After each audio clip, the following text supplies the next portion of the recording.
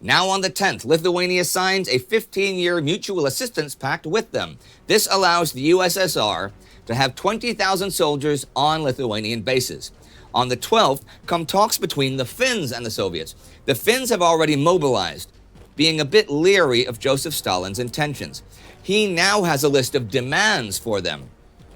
They must lease the Hanko Peninsula to the USSR and allow them to build a base there for 5,000 Soviet troops plus personnel, and also give over control of several islands in the Gulf of Finland. They also must give over part of the Rybaki Peninsula up near Murmansk and the port of Petsamo up there. There are nickel mining operations up there Stalin had his eye on. The Finnish-Soviet border in the Karelian Isthmus should be moved to a point 20 miles east of Viipuri, and existing fortifications in Karelia destroyed. In exchange, the Finns will get a big chunk of northern Karelia. Stalin says he's worried about an attack from the Gulf of Finland or the Finnish mainland, and all this is for his country's security. But what this would mean in real terms is that the Finns would have to abandon their main defense, the Mannerheim Line. And the Finnish government, most of it anyhow, think that these demands, as harsh as they are just the beginning. And the next demands the Finns would be powerless to resist if they accept these ones, since then they'd have lost their main physical defense lines. But is Stalin being outrageous or somewhat realistic? I mean, he really does believe that Germany will turn on the Soviet Union if they achieve dominance in Western Europe. And while Leningrad, even when it was St. Petersburg, has never been attacked across Karelia successfully, if anyone would or could try to do it, it would be the Wehrmacht. He also has as a personal goal the reconquest of the former territories of the Russian Empire that are no longer part of the USSR. Well, whatever the case, whether he is actually proposing things in good faith or trying to undermine the Finns, or both, his demands are serious, and he is dismayed by the Finns' total rejection of the idea, for example, of giving Stalin a base at Hanko on the Finnish mainland at the mouth of the Gulf of Finland. To him, the stubborn and unrealistic stance adopted by the Finns appeared as both perverse and downright suspicious. Surely the Finns must have had some kind of hidden motive for adopting such a provocative and belligerent policy. And since Finland's own armed forces were so weak, that hidden motive might well be a secret alliance with Hitler. But Hitler has not been meeting with the Finns, though he is meeting with a Swede. On the 9th, he received Swedish businessman Birger Dahlös, who has been going between London and Berlin through Sweden with a proposal for a negotiated peace with Britain. It originated with Hermann Goering, actually. Well, Dahlös says the British insist on restoring Polish statehood as one major condition. Hitler sends Dahlös back to say that those territorial gains are Germany's right, since they have to now fortify their border with Russia, and that Germany also wants back its pre-World War I colonies, or a suitable substitute, and that is a lot of land. Thing is, that day, Hitler issues Directive Number 6, saying, should it become evident in the near future that England, and under her influence France also, are not disposed to bring the war to an end, I have decided, without further loss of time, to go over to the offensive. This will be an attack across the Low Countries designed to defeat the British and French who arrive to help the Dutch and Belgians. And the ground that is to be taken is to protect the Ruhr and its industry. So it's pretty limited if you compare it with Germany's Schlieffen Plan to defeat France in World War I. There is no mention of trying to defeat that nation here, for example, but it's still an attack. However, this is also another blow to the autonomy of the German army.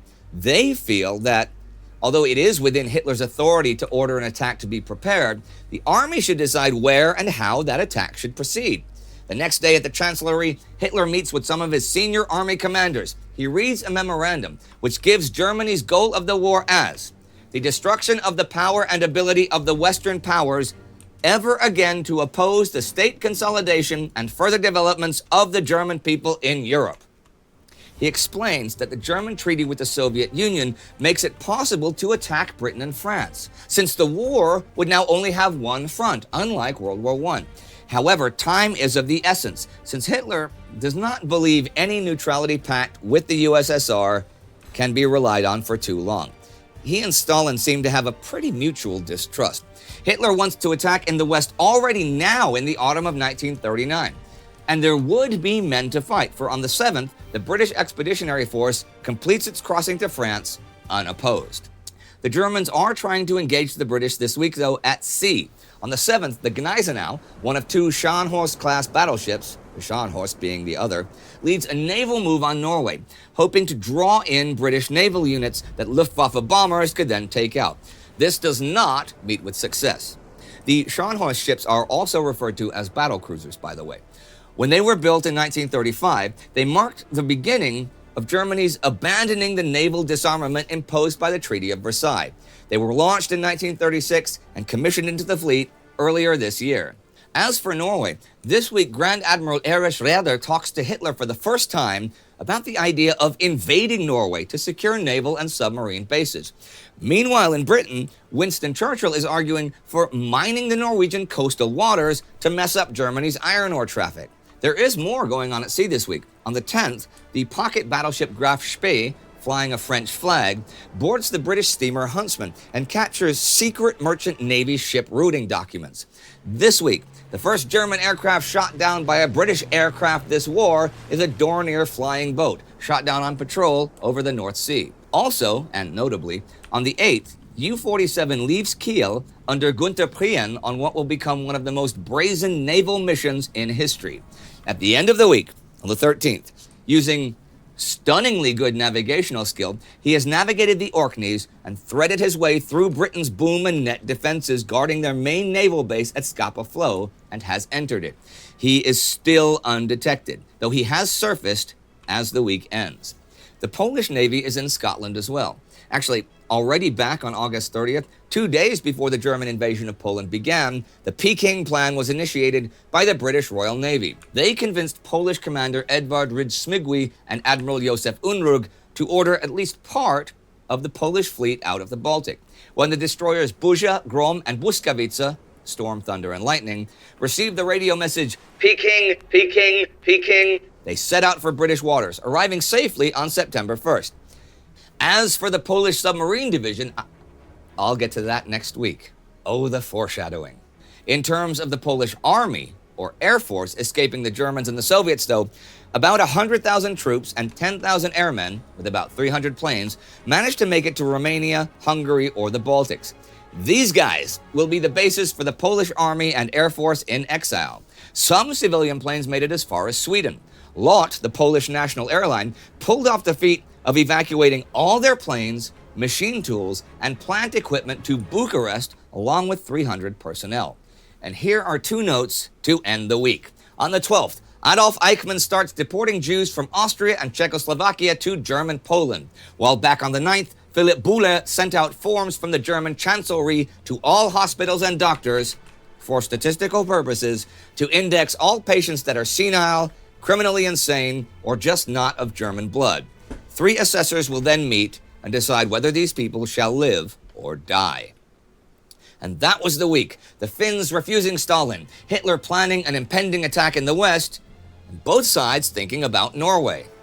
Finland, as a sovereign nation, has the right to refuse anyone else's claims or demands on its territory. But Joseph Stalin is not just anyone.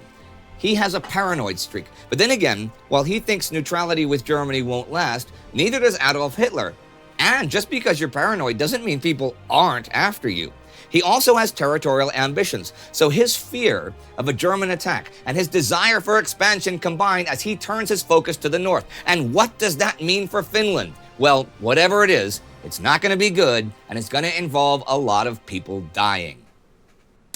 And speaking of former Russian territory, you can click here to watch our Between Two Wars episode about the Russian Civil War. And please support us at patreon.com or timegoes.tv. Your support is what makes this show exist. See you next time. Right there.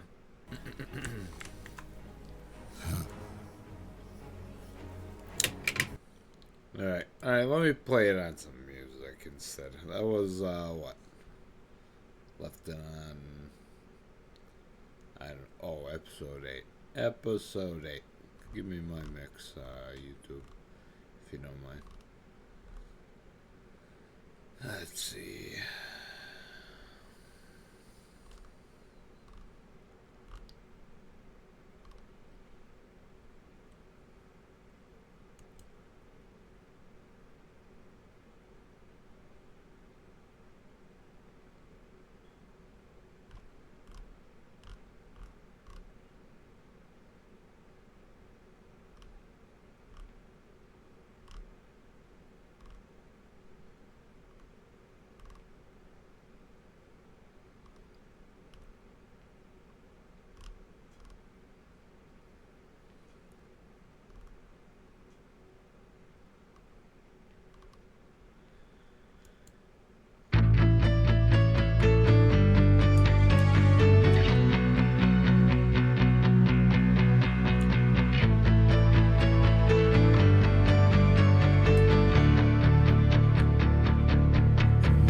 star has fallen without sound. Another spark has burned out in the cold. Another door to the barren standing open. And who is there to tell me not to give and not to go? How could I know? How could I know that I'll get lost in space to roam forever? How could I know? How could I see? Feeling like lost in space to roam forever. Crawling down the doorway to the Badlands, kicking down all your hurdles to the black, and all the damage fading in the rearview mirror. When the demons are calling me, they're dragging me away. How could I know? How could I know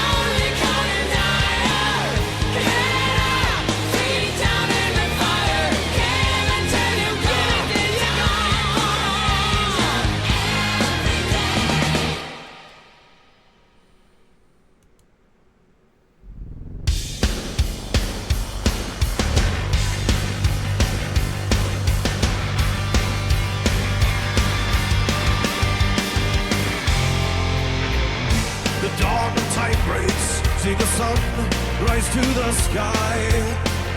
The wheel of time begins to turn.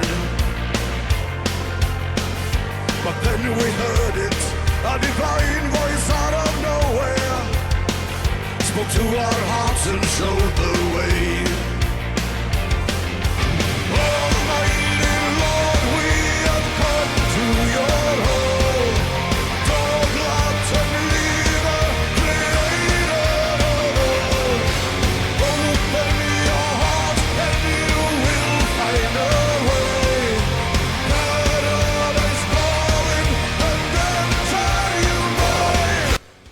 Yeah, I might say a few words. Yeah, might won't hurt.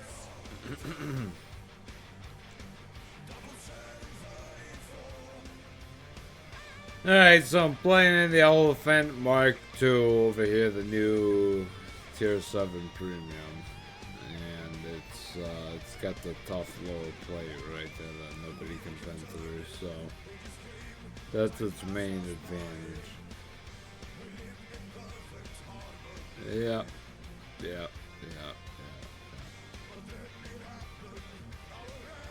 Alright. First time playing it in PvP.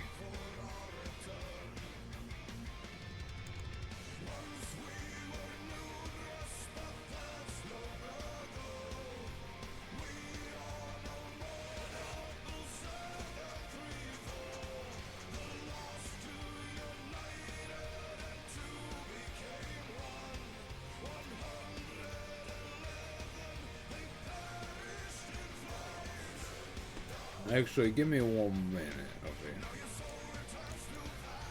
Give me less than 1 minute. I'm gonna grab something over. Give me a shot of this good stuff.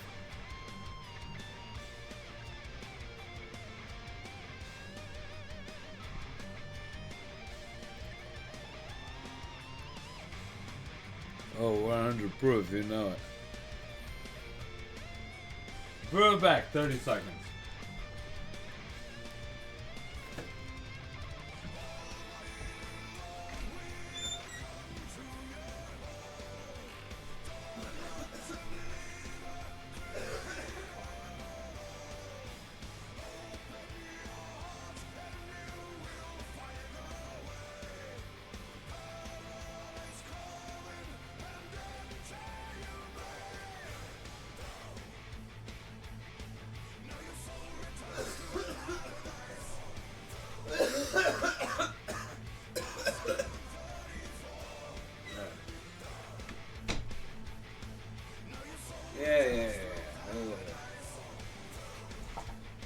Yeah, give me a chaser.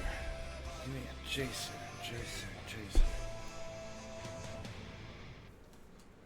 Yeah, that would be good. Alright. Usually I don't play PvP at this hour.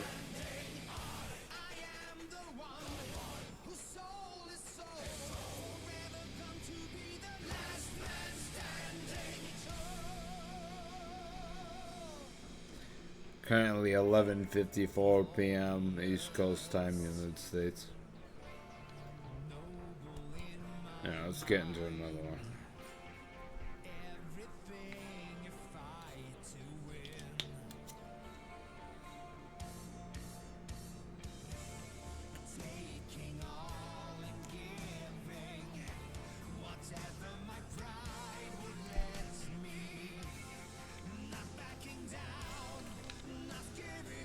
Cigarette tobacco. Oh yeah, oh boy. Hammerfall, last man standing on this tune.